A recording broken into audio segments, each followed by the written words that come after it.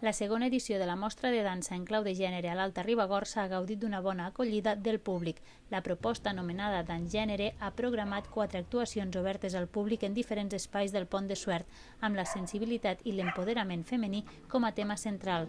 Dans Gènere és una proposta del Consell Comarcal de l'Alta Ribagorça a través del Servei d'Informació i Atenció a les Dones. La voluntat de l'ENS és donar continuïtat a la mostra i realitzar actes en els 3 municipis de la comarca. Si tracta d'investigar, d'estudiar, d'expressar, de visualitzar, d'expressar amb tota llibertat el gènere mitjançant la poesia i la dansa. I la veritat és que és un espectacle que, com podem veure, ja l'any passat va estar molt bé i aquest any torna a ser bona afluència de públic, que és el més gratificant quan fas qualsevol espectacle d'aquests. La iniciativa ha començat amb l'obra Versos en dansa d'Irene Baró i Júlia Rossó, 2 artistes relacionades amb la comarca per apostar pel talent local.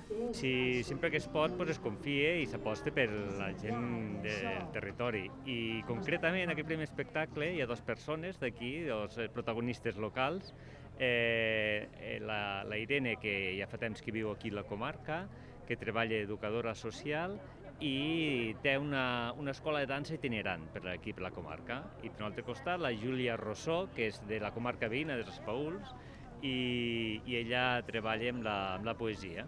El matí va finalitzar amb Aquelarre de Huesos de Jonathan Marinó, que va convidar al públic a participar en l'espectacle. A la tarda la mostra es va desplaçar als jardins de la biblioteca del municipi, on van tindre lloc els espectacles Todo bajo control de Flor Buzo i Aleceia, de l'Espoderío.